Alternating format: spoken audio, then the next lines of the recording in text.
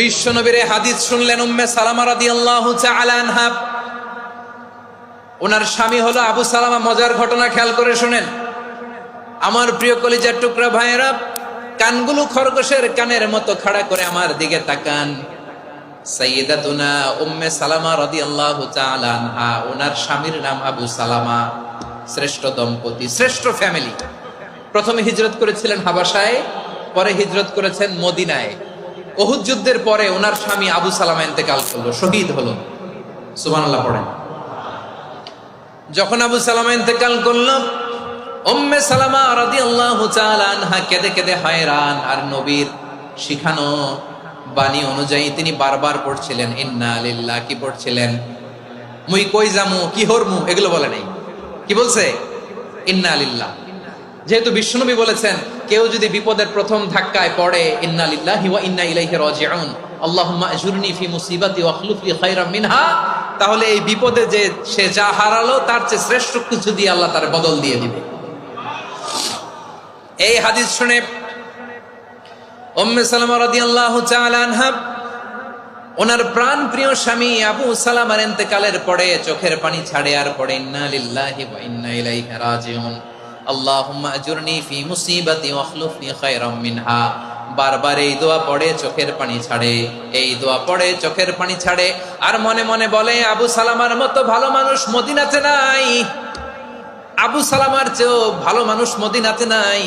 তার চেয়ে ভালো মানুষ কি করে আল্লাহ তাআলা আমারে দিবে? তার চেয়ে ভালো মানুষ তো আমি মদিনাতে দেখি না।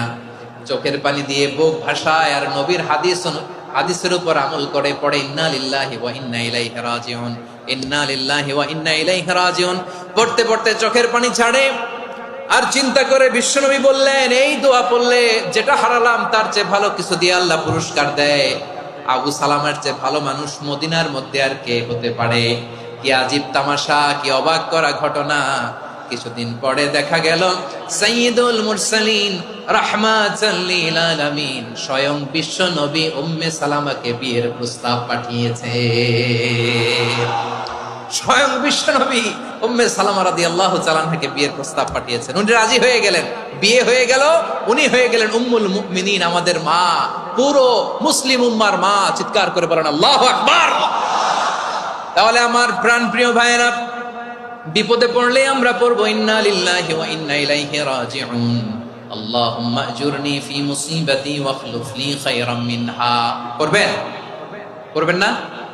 যারা যারা বিপদ আসলে এই দোয়াটা পড়বেন এখন থেকে আওয়াজ করে ইনশাআল্লাহ বলেন। যা হারাইছেন তার চেয়ে শ্রেষ্ঠ জিনিস দিয়ে বদলা দিবে কে? বিশ্বাস হয়? একটু সন্দেহ লাগে মনে হয়, একটু সন্দেহ আছে? যাদের বিশ্বাস হবে তাদের কি আল্লাহ উত্তম বদলা দিবে, ঠিক কিনা বলেন? তাহলে বিপদে পড়লেই প্রথমে আমরা এটা পড়ব। দোয়াগুলো যদি এখন মুখস্থ না হয়, এই যে রেকর্ডিং হচ্ছে, পেয়ে যাবেন, কালকেই পেয়ে যাবেন। শুনে শুনে মুখস্থ করবেন। আমার মায়েরা, আমার বোনেরা, আপনাদের জন্য 3টি মাঠের অ্যারেঞ্জমেন্ট করা হয়েছে, আমি জানি। আপনারাও এই দোয়াগুলো পড়বেন, আপনার স্বামীকে শেখাবেন, সন্তানকে শেখাবেন, আপনার পুরো পরিবারটাকে জান্নাতের টুকরো বানিয়ে দিবে কে? তাহলে বিপদ আসলে প্রথমে কি পড়তে হবে এটা জেনে গেলাম। এরপরে বিপদ আসলে নিজেকে কি করে আল্লাহর কাছে সঁপে দিতে হয় এটাও জানার দরকার আছে না নাই? বিপদে প্রথমে ইন্না লিল্লাহ পড়লাম, ধৈর্য ধারণ করলাম, বিপদ থেকে উদ্ধারের সর্বোচ্চ চেষ্টা করলাম। আমার কাজ যখন শেষ তখন আমি আমার এই বিষয়টা আল্লাহর কাছে সঁপে দিব। কার কাছে সোপর্দ করব? কার কাছে?